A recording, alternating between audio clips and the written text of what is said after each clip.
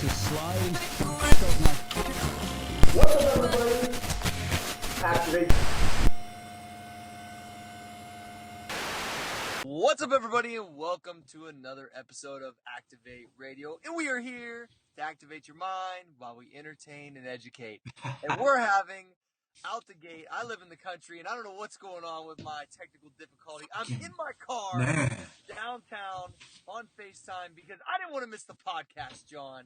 Listen, Cory, you are showing your dedication. I'm very proud to be your partner right now. And for those of you who are not watching on YouTube, this man is sitting in his car because his modem and his whack-ass cable service can't provide internet service to his house so he can do the damn show. Exactly. So I drove downtown. I've got all my lights popped in my car. And I'm trying to make the best of it. So And his phone battery is dying. So we better hurry. So, John, let's start off in sports. I'm excited about Stipe winning the belt, man, because I'm Ohio. What do you think? Dude, I'll tell you what, Ohio. Okay, first off, Stipe Miocic.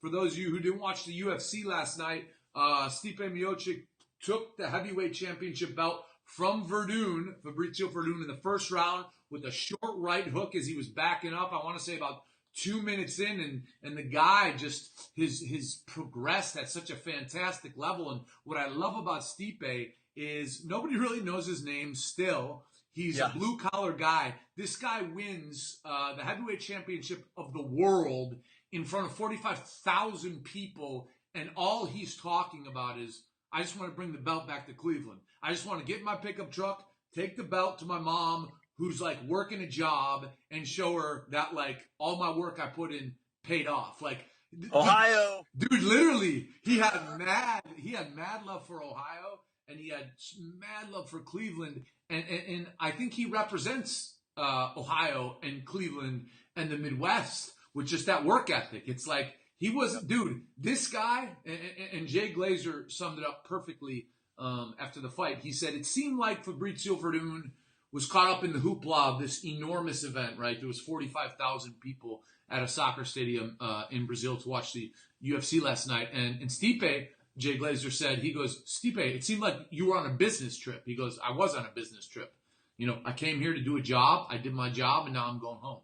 And it was that simple. And the dude just won the heavyweight belt. So mad props to Stipe, man. And so cool. I think our boy Travis Brown might be meeting him fairly soon. You know, listen, after Travis, gets through Kane, which he will. Stipe ain't too far away. You know what I'm saying? Dude, that's a great matchup for those two. I think it's a great matchup, and Travis has probably about 8 inches of reach advantage. And he's got that same power. So, Stipe, you better get to work, brother. Johnny, with your manager hat on, you're liking that matchup. I am liking that matchup because if we fight, like I call it, on a bicycle, which is always moving, always circling with that kind of range advantage, it's very hard for anybody to do anything to you if you have the cardio to keep that up, especially when you're so rangy. And Travis can hit you with a kick that doesn't look like much and you just fall. You know what I'm saying? Man, that would be sick, dude. It would be so nasty. It would be nasty. Let's talk about a little NBA action. It looks like the Cavs are going to meet the Raptors, and then you got, Golden State and OKC? Dude, I mean, yeah, I want to talk about OKC for a minute because, as we all know, Popovich is, to me, him and Bill Belichick are the two best coaches in sports. Yeah. And for OKC to take out San Antonio 4-2, 6 games, absolutely stunning. I mean, stunning. The Spurs, they're quiet. They're not flashy like Golden State, but they're an amazing basketball team. And OKC has, two amazing players. But they are not a complete team like San Antonio. And those two amazing players, man, they stepped up their game, and they showed that when Westbrook and Durant, who you can argue on their best day is the best player in the NBA, either one of them on their best day. They really showed what they could do if they put it all together. So I think we have a fantastic Final Four, essentially, with the Raptors winning today against the Yep. Heat. So they'll be playing LeBron and the Cavs. And, dude, that backcourt of Lowry and DeRozan is straight nasty, dude. And they have like two centers. Valanciunas is amazing, and Biyombo is a fantastic player as well. So the Cavs will have a fight on their hands, although I think they will win. Yep.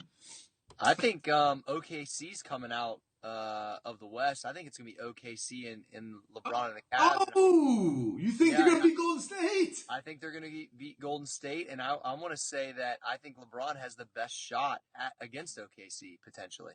So it's going to be tough, but I'll tell you what, if it's the Cavs and OKC's problem is consistency because they're not the best coached, and outside of those two players, they're not super well rounded. So I'll tell you what, if you're a Cavs fan, you're hoping OKC comes out because when the Warriors are on, I mean, it's like watching magic.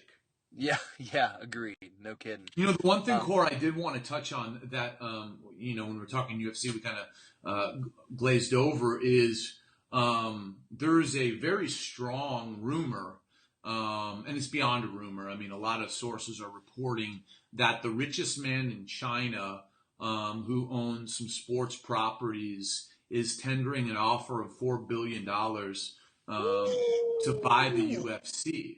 So the UFC denies it, but everyone from ESPN to other MMA outlets say it's a very real possibility. And I got to imagine this, right? Everyone can say, well, the UFC is this big global brand with all this money, $4 billion. Let me tell you something. If you buy something for $2 million and someone's willing to pay you out $4 billion, you could talk about the future all you want. That $4 billion is like on the table. You know what I'm saying? It ain't future. It's not what if business. You know what I'm saying? Dude, when you're talking $4 billion, he's pulling out a big meat and throwing it on the table at $4 billion. Oh, dude, and it's amazing. And I think that either way, regardless what way it goes, if that happened, I think it would be very good for the sport. I really do. I think you'd see the sport change in a lot of ways. I think you'd see it kind of adapt and evolve. But listen, if the UFC holds on to it, the UFC has shown time and time again that if anyone knows how to put on a fight promotion, it's them. So it'll be interesting to see how it develops. But it's a great thing to pay attention to if you like the art of the deal. Because as this thing comes closer, you're going to see, wheeling and dealing, public phrases, public statements that indicate things. Yeah. Well, let me ask you this, and I think it's a good business point to touch on. When do you take the money, John? If I have $4 billion on the table and I'm Dana, Lorenzo, and Frank, to be perfectly honest with you, I take the money, and I'll tell you why. I think the more and more you work, and those guys, I know they work 20-hour work days. They don't stop, and they grinded, man, for almost 15 years now to take the sport from a nothing to a global phenomenon. I think they've worked very hard, and I think that kind of money it is money that's just almost impossible to turn away, especially when you get a life back. You know what I'm saying? But here's what I would struggle with, right? Because I have a passion for the sport, like I'm sure they do, like I know you do, like I would want to be on some sort of board to still be involved. You know what I'm saying? Right. So I think you take the money. What do you think? Well, I was kind of asking in a general question. Like, I know we've talked about this, just like in any business, when somebody lays down like a potential, like even if it's 80% of what you're looking for, when do you think you take the money? I mean, I just in general, like, hey, you own a gym, and Lifetime Fitness comes through and wants to buy it, unless that's like not your main breadwinner. Like old school, I probably wouldn't sell it. Like it isn't really. Everyone has a price. But everybody everyone has has a a price, price. right? So it's like you look at, funny that I said that, but it's one of those things like, when do you take money off the table? I know I heard you say before that if it's there, you always have to maybe either entertain it, take a piece of it, look at it, like just because it's real cash.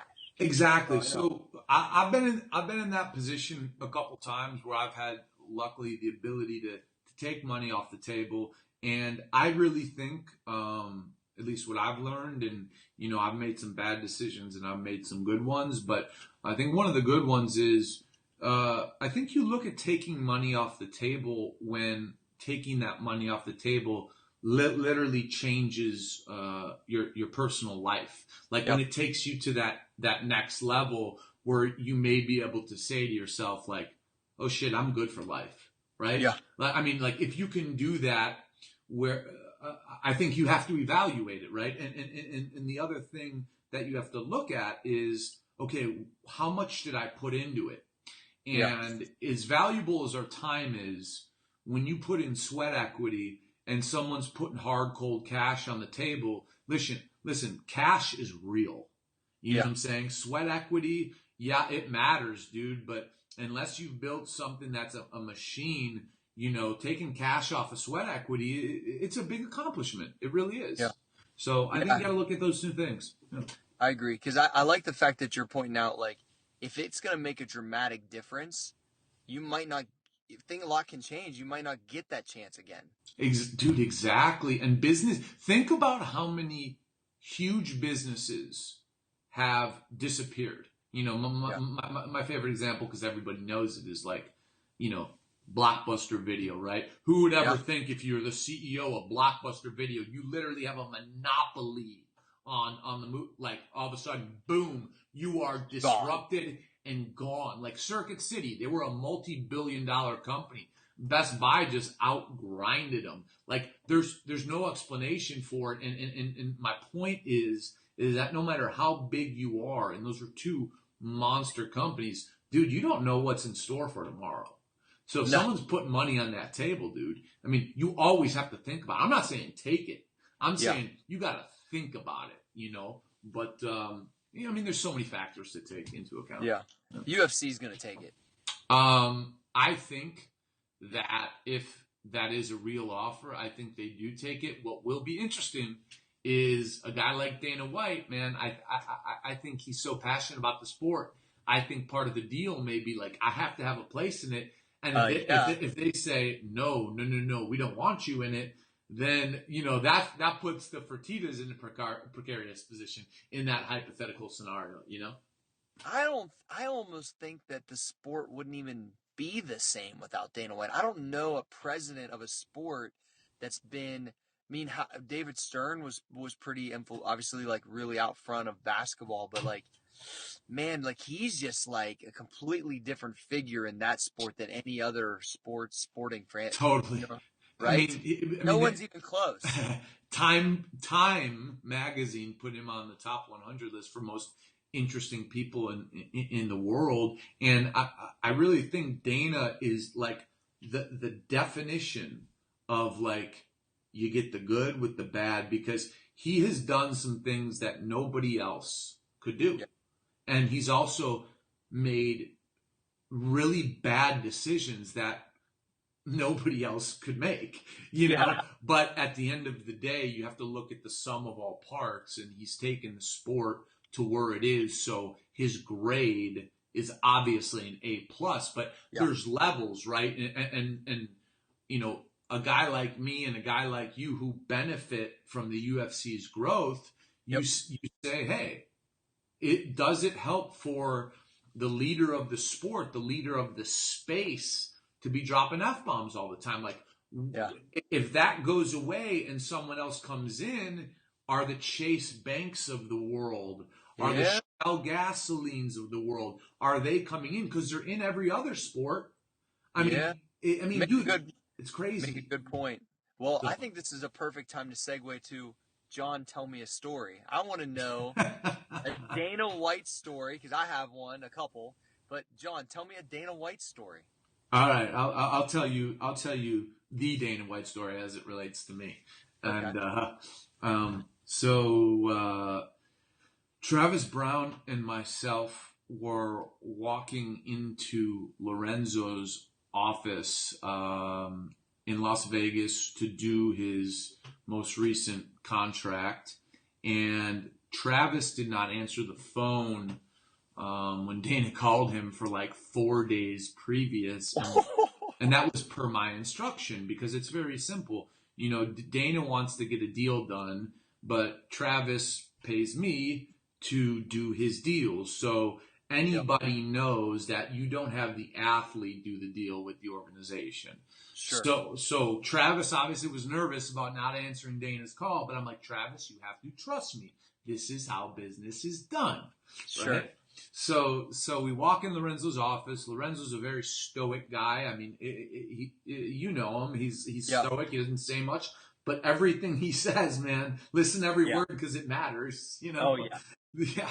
So we go in there, and first off, like, Lorenzo sits down in this chair that, if any of you guys played Mortal Kombat and you remember the boss, Shao Kahn, like, he sat on that throne that had huge tusks, like they would impale you. Lorenzo's sitting on this chair that, like, if somebody threw you on it, you'd be impaled. Anyways, Dana walks in with vitamin water, with he peeled the label off, and he has his assistant mix it 50-50 with water and vitamin water. And like, the first thing he said when he walked in is, he's like, "Is this mixed equally?"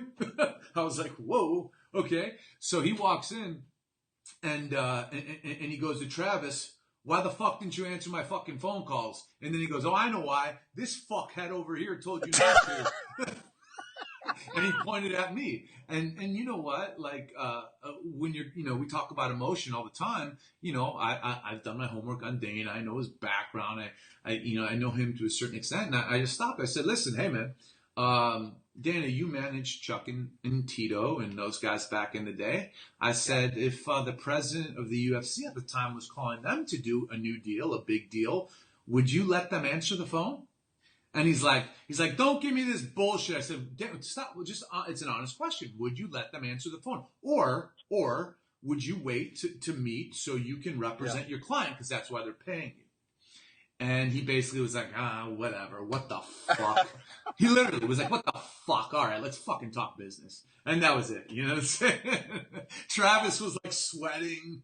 Oh, I'm sure. Well, they're intimidating type of characters. Oh, dude. I mean, they thrive off that stuff. Yeah. And for sure. and people don't really stand up to him ever. And we didn't stand up to him. We had a strategy. I mean, that's business. Yeah. So, and you executed it. We executed. We got a nice deal. Yeah. So mine's a little different, though. Obviously, we were one of the sponsors of the UFC, and it was Rampage Rashad fight, which was a huge build-up. Oh, yeah. And so the UFC had hit us up and said they were going to take us on a jet, like 80 people, all the sponsors, everybody, to some place at Cabo right after the fight. And so we were all excited. We went and, watched the fight. And they flew us down there, and you wake up like we got there like 3 a.m. or something. And so you didn't really see where you're at. You wake up, and it was just this paradise place. And so the first night, they rented out Cabo Wabo, which is Sammy Hagar, yeah. Right? And so they had Joan Jett playing a private party, which was pretty cool. Dana was super pumped about that. And they were all doing shots of tequila, and this is like maybe 80 people. Yeah. And so I still have a pretty epic picture of Rachel and Dana doing a bicep flex, actually, at the end of this story, which is my wife, which is pretty classic. So anyway, we're talking, and I look at Dana, and we're drinking a shot of tequila, and I said, man, I really appreciate all the support here. It's like, it's really like a dream come true to kind of do things like this. And he looked at me. He said, "Brother, we just keep working hard. We're all living the fucking dream right now." Yeah. And he's like, and you could just see it, like he was letting loose, but that was a huge fight, huge build up, huge promotion. He actually was taking a vacation, which I don't know if that has ever happened, really. Like, they actually were there for 3 days, drinking with us, smoking cigars, having a good time. And so it almost let me see him like a person, not like a figure. And he was literally flexing with my wife 5 minutes later. It was pretty cool. Well, Cor, think about it like this, right? I mean, Dana, comes from a tough neighborhood in Boston. He's not educated. He literally has the same background as me and you. As us. You know what I'm saying? He was a grinder. Yeah, fitness too. Yeah. He was like a boxercise instructor. Yeah. And he's like an amateur boxer. But he's had a vision and he believed in it. And he pushed and pushed and pushed and pushed, and he broke every ceiling. And he's an entrepreneur. I mean, that's what he is. And I like the fact that he didn't change his style, John.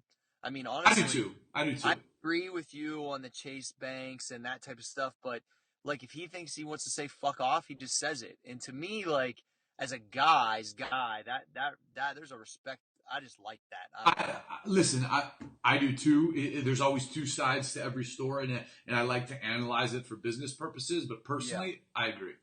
Yeah, but also, could you see the commissioner of the NBA or the NFL doing that? They'd lose their job. Correct. The owners would vote them out. Yeah, so basically, because there's not that ownership type of vote thing in this sport, because it's different, there's no franchises, I think that they do have a guy that comes in for $4 billion that, yes, those type of sponsors will come to the table, which could be good for us. Absolutely. Of course. Because what do we do at Activ8 Media, John? We do what people pay us for. No, I'm saying no. We do all kinds of digital services, from websites to consulting. We're doing a very large activation now for a video game that we'll be announcing soon. We work with a lot of UFC fighters. We also sell the UFC's inventory, and honestly, the funnest part about our business is Mark Cuban always said, like, listen, if someone's willing to pay someone to do a job and no one's raising their hand, I will, because all I got to do is figure out what the next guy's doing, and I'm smart enough to do it better, right? So, yeah, I mean, honestly, think about it. Yeah. It's like, and I mean, obviously, unless you're a lawyer or a doctor, like anything digital we can do, and we've proven to do it better than everybody else. And I don't want to be cocky, but it's true. So, all you guys out there who think we just do a podcast, no, man, we build websites every day. We build brand packages. We optimize your website so you rank highly on Google. We consult for small businesses because we've owned about 20 and we've failed and we've succeeded. So, check out our website, man, because honestly, our knowledge, that's what we love doing. We love sharing it with people. Well, and I think what's cool is a lot of people think, well, maybe my business is not big enough to work with John or Cory or Activ8, and that's not true at all. We've worked with all different sizes. Yeah, it's like we'll always do our best to accommodate you, because our goal never is to like hit you with a price tag, because here's the thing, in business, the most valuable thing is a partnership. It's not hitting a home run and then basically having a company pay you and they got to go out of business because they paid you so much. So we could probably work together on some level, but at the end of the day, we never want to overcharge you or put you in a position where your business is compromised. That doesn't make any sense. Yeah, no, absolutely. Yeah. So I know you've been getting some good inbox messages. You got anything solid on your cell phone? Yeah, man. I got, obviously I was off the grid for the first time in a long time this past week. I'm happy for you, by the way. Yeah, thank you. I feel good, man. But I can't wait to get to work tomorrow morning. But what I will say is this: I got a message. I'll just kind of give you. I don't even need to read it directly. The gist of it was this: it was a guy who was thanking us for addressing the addiction and the opioid addiction stuff. But his question was very frank. It was like, listen, this is stuff that is in every community, and it's affecting all of our young people. Like, yeah, we're spending time and energy, and you guys are spending time and energy bringing it up and talking about it. But do you honestly think you guys or, the listeners here can do anything about it? And I understand that question, but then, the question I'm always going to pose back at that is like, if people think that way, none of the great things that have happened from the American Revolution Yeah. to civil rights. I'm not saying we're on that kind of mission, because that's a big grandiose thought. But it's like, you can't think like that. You know what I'm saying? You have to believe that if you can affect one person, right, that's a win, and that's worth your time. That you matter. Yeah, dude. I mean, so I respect the question, but I got to tell you guys and tell everybody, our mission here, and I think we've developed it as we've talked about it. Like, listen, get tougher, get tougher, get tougher. Don't take this stuff. Don't give it to your kids. Don't give it to your brother. Don't give it to your sister. And if they take it away from them. But if they've been taking it, find out for how long, have a conversation with their doctor, and, like we talked about too, cross boundaries, right? We normally don't get into other people's business. But when we're talking about taking heroin, right, which all this stuff is, let's face it, we need to cross the boundaries of those we love and those we care about. So get tougher, right, and cross boundaries. Put your nose in people's business. We're going to keep saying it every fucking week, because this is a battle, and battles don't end in one day, 1 week, 1 month, 1 year. You better be ready to keep fighting, because this thing ain't stopping anytime soon. Yeah, thanks for that, John. Appreciate Cory, honestly, on that note, share what if you're comfortable with. I know you spoke to a sports coach in the area. What share with the listeners? Yeah, so I was talking to a sports coach in the area, and I just frankly asked him, I was like, do we have a drug problem here locally with the athletes, do you believe? And he just said yes, like, just straight up. I mean, didn't even hesitate. He said the area does. There's disposable income. There is prescription drugs. There's some signs of heroin. Obviously, I live in a place that's pretty nice, that has some extra cash where the kids can get what they want.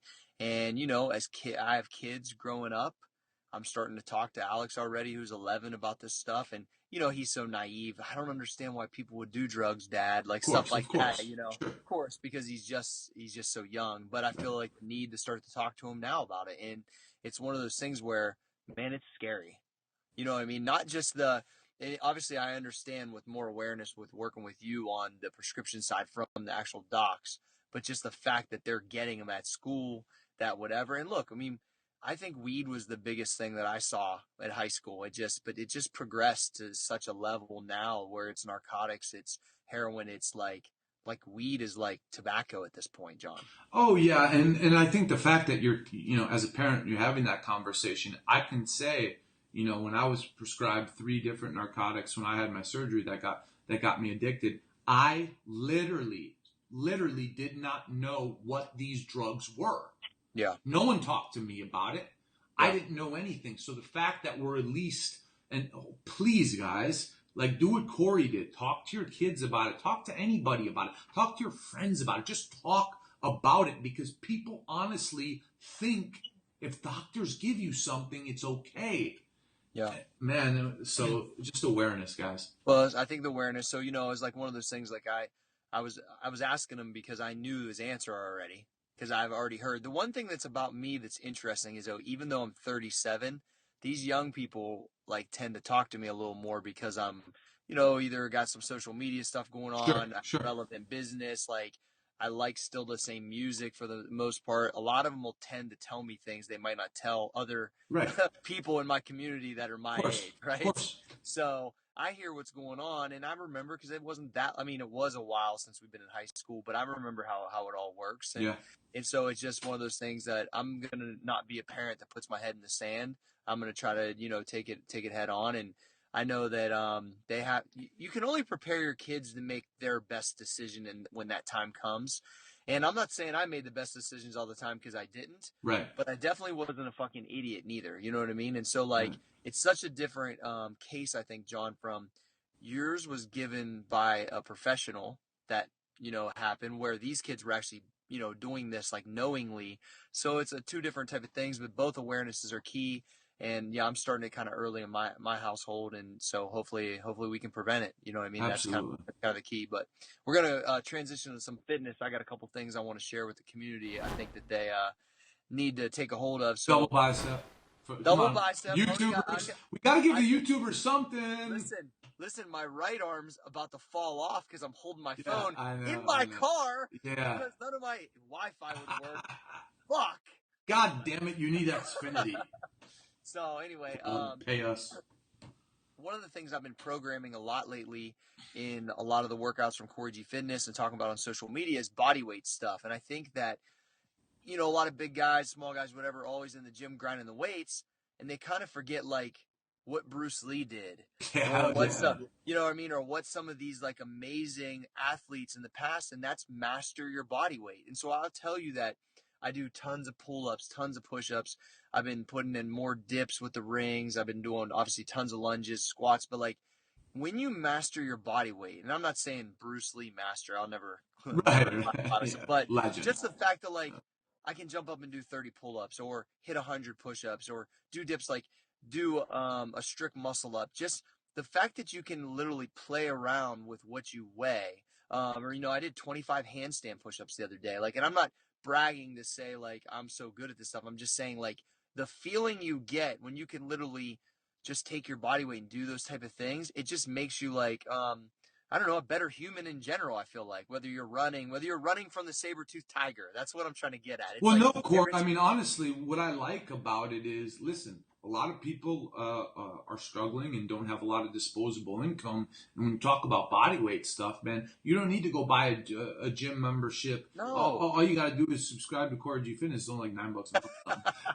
But I mean, you can go and lunge. You could do body weight squats. I mean, you know all these things. That's a great thing, right? It doesn't cost anything. Yeah, it doesn't cost anything. I mean, dude, at the end of the day, like I talk to Maurice all the time about when he was incarcerated. He's like, gee, there's dudes that are way more jacked that are locked up than the dudes in the gym, and they ain't got nothing. Right. He's like, now they got time, they got food, they got rest. He's like, so they grow. He's like, but at the end of the day, he's like, these guys are ginormous in prison. And he's like, they only do body weight stuff. Right. So I would rival to say if you are a bodybuilder and you're not doing anything outside of like some pull-ups probably on your back day, you really should look at like, people make fun of CrossFit. A handstand push-up is extremely hard, and it's an unbelievable warm-up for regular shoulder day on weightlifting. Cory, do you need a wall to do, not you personally, but you should be putting your feet against the wall, right? Yeah, for sure. And it takes a little while. Well, one, a lot of people aren't used to being upside down, which sounds funny, but when's the last time you've been in a handstand position? I mean, doing a handstand push-up. That's exactly. That's what I'm saying. So it's like one of those things where it's people aren't used to being upside down. It's a good stability thing. So I would just say, look at your programming. Obviously, if you're not a member, just in general, start to throw in more bodyweight stuff. I think it'll make you a better athlete, make your physique look better, and I think it'll make you feel more accomplished. So I think it'll be good. Great tip, man. I'll tell you what I want to touch on before we cut out is what we touched on kind of before we went on the air with the male to female ratio in the workplace. I think it's an amazing dynamic to explore. So love them or hate them, Republican, Democrat. I'm not going anywhere on this. I'm just saying Michael Moore, who a lot of people have strong opinions on, just came out with a documentary. It's called Where to Invade Next. But the premise of it is this, is taking a look at how societies operate in other countries, right? Whether they have shorter work weeks, whether they have more paid vacation, how the productivity stacks up. And the most interesting thing that stuck out to me was a comparison in Iceland, specifically spanning into Europe, of the balance of power on, let's say, a board of directors of women to men.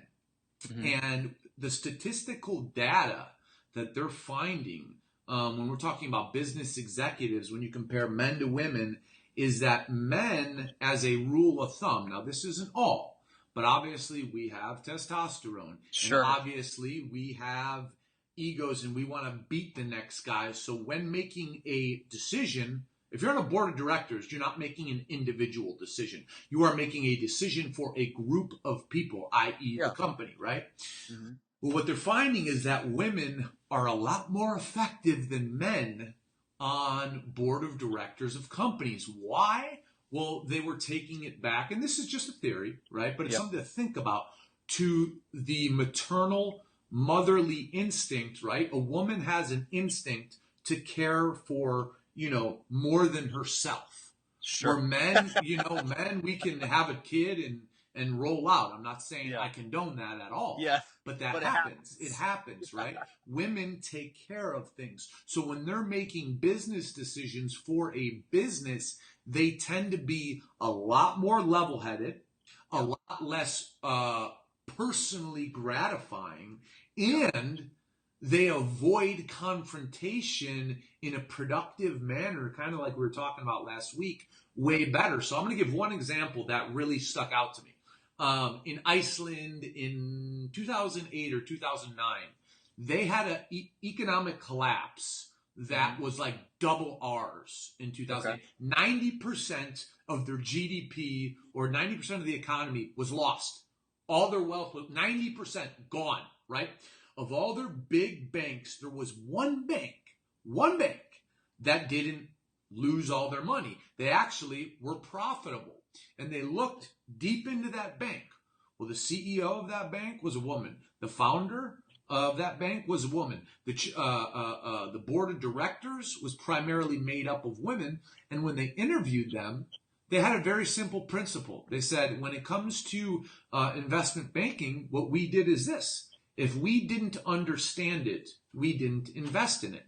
So when you look at things like credit default swaps, and these are things that nobody could ever understand. Sure. Nobody. But it's fast money. It's this and that. But they were thinking, no, we'd rather take the slow and steady route.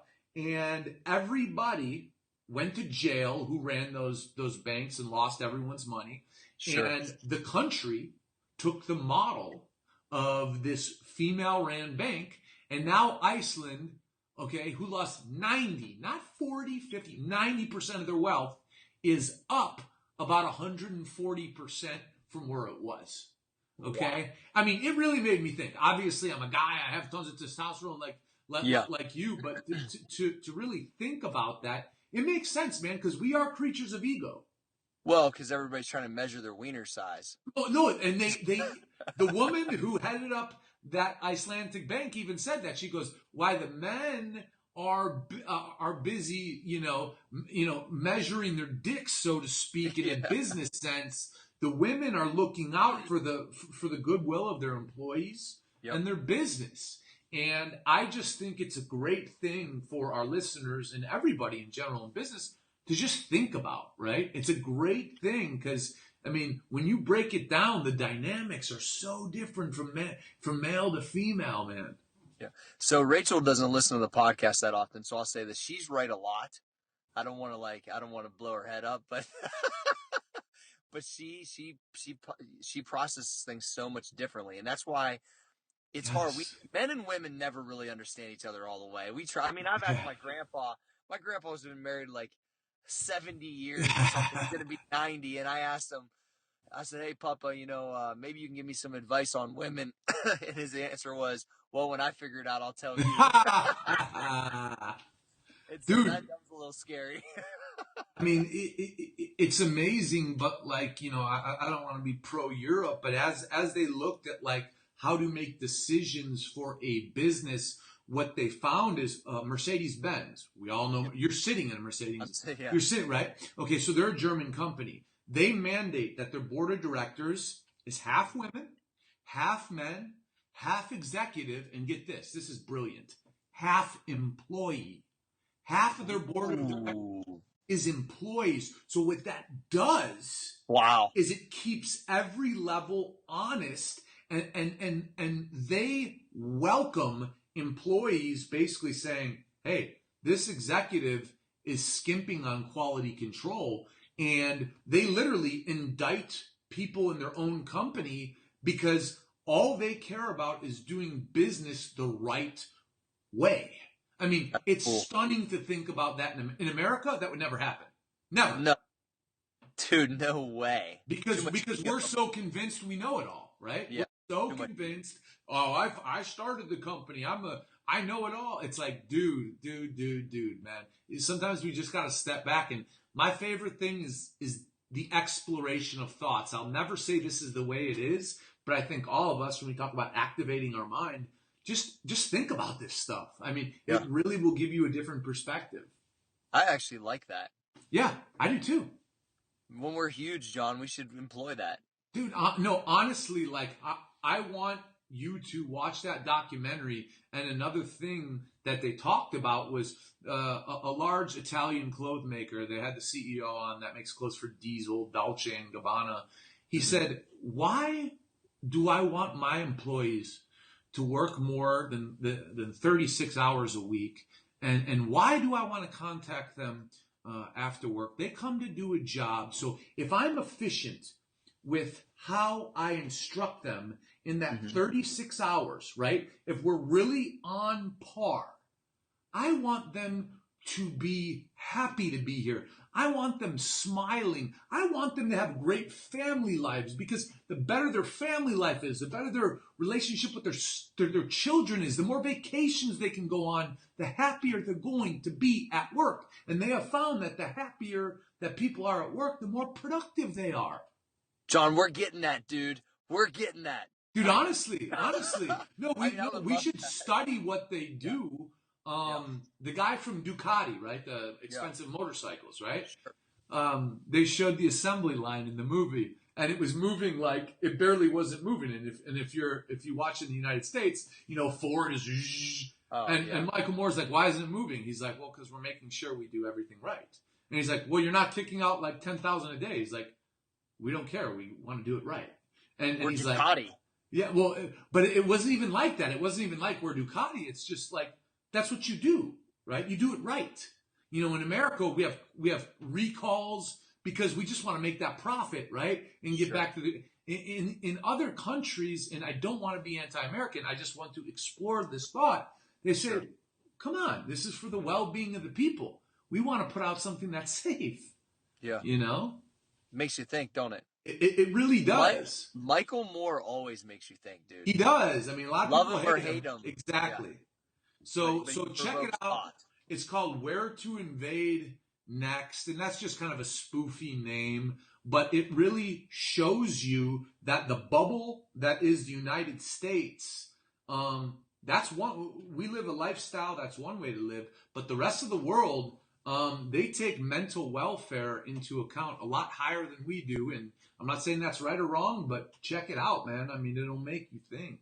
Well, I think what's interesting is because this is a topic for both of us that we've talked about a lot. Yeah. And I just think it's good that we're both attempting to create more balance, Right. that we're thinking about these things more often, and that, you can't really get anywhere without grinding a lot of hours, I don't think, to some degree. But at some point, you have to take that into consideration or you're going to burn out. But Cory, you know this from being an entrepreneur. It's like, think about the time we spend working, right? Like if we had, and that's what they do, and I want to study with you, even 7 hours a day, where literally each hour was laid out and you did exactly what you were supposed to, as opposed to getting pulled here and pulled there. It's like, that's the point. That could lead to a 35-hour work week that could be way more productive than an 80-hour work week.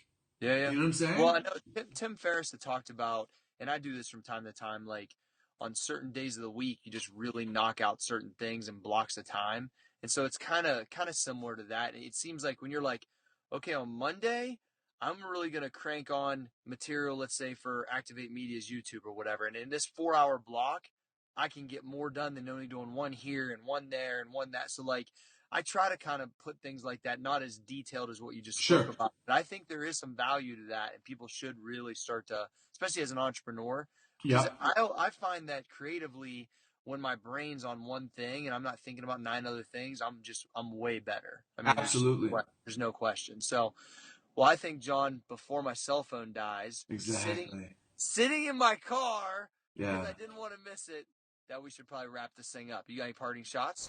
Yeah, well, what I got to say, man, is, I did get my batteries recharged. I learned that my vacations from here on out, I want to be 3, max 4 days, because I start stressing out after those 3-4 days, but I need those 3-4 days. So if you're working very hard, like most of you guys are, get away for a weekend. It really helps you, and it makes you want to get back to work so bad, and it invigorates your mind, it invigorates your body, and it makes you happy and excited to get back to work. So like I'm salivating for Monday morning, baby. And I know all you guys are listening right now, and it is Monday morning, but try to get away more and try to make it in shorter periods of time. And I think you're just going to find that like you're going to be just more excited about what you do. And for me, when I'm excited, I'm creative. And when I'm creative,